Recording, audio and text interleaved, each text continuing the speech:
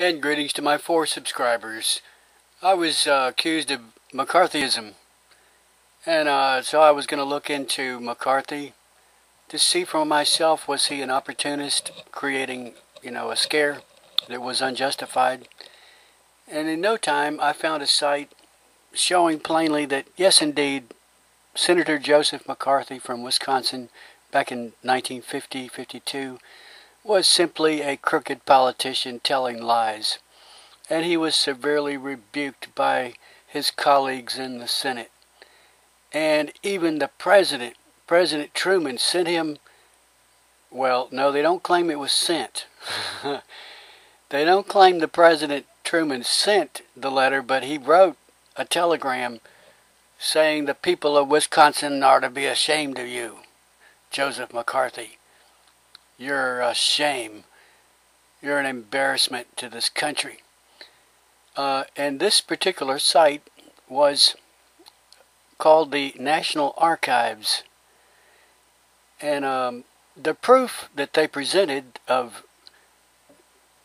McCarthy's shameful conduct was their quote from the unsent Truman telegram, which they reproduced.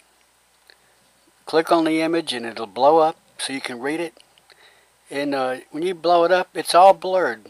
You can't read it. You don't know what is written there, except the beginning line that would have you imagine that maybe this is a telegram from the president, maybe it's not. And I wonder, what is this National Archives site? Because sometimes the leftists will create an official-looking site, when actually all it is they're a little group of 5 anti-war radicals with a fancy name. So I found out that it really is the government archives, but it is managed, overseen, and supervised by a political appointee.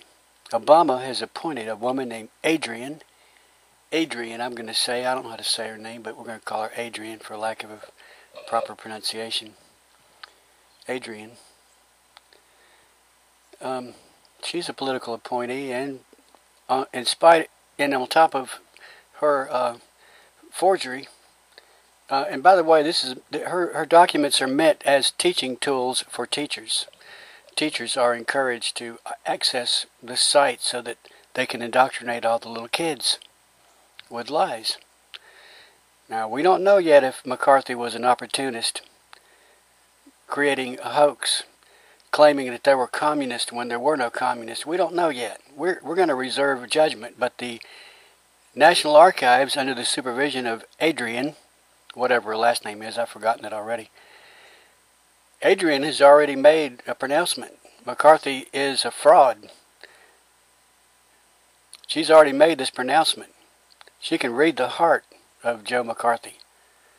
And I guess she can read the heart of the guy named Tidings, who chaired the committee that investigated McCarthy.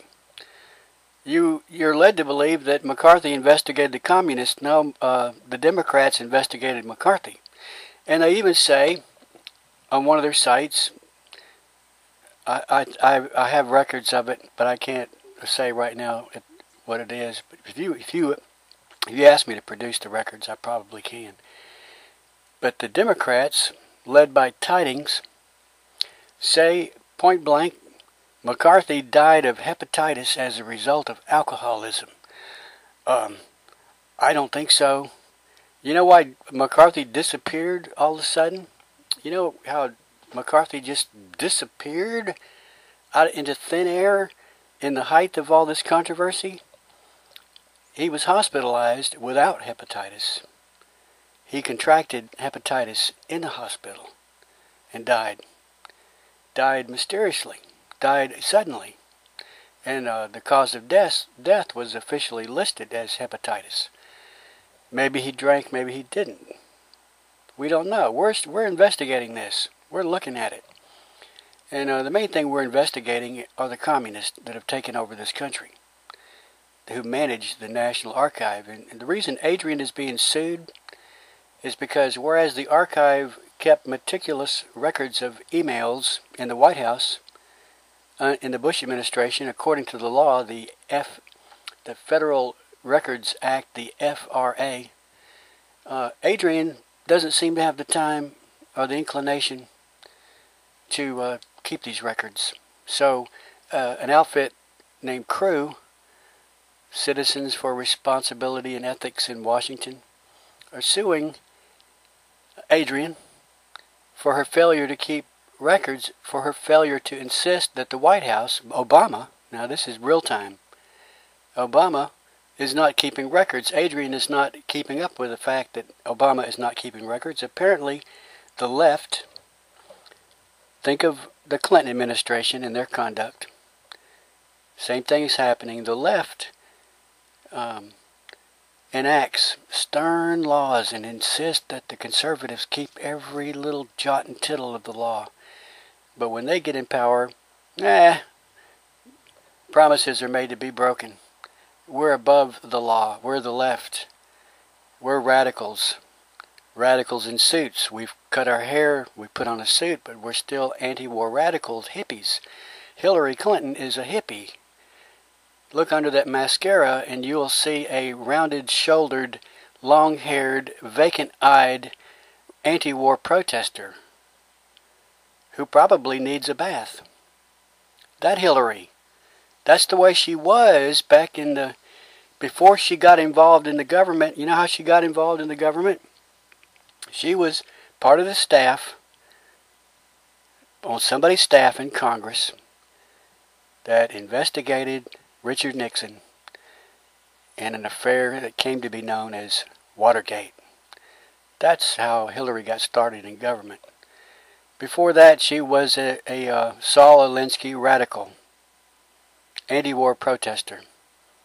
Went to all the rallies, smoked all the pot, used the vulgar language, and still does to this day behind the scenes. Now she wears a pantsuit, and her face is covered by mascara, and she's got a fancy haircut. And she chooses her words very carefully, and she's had decades of practice.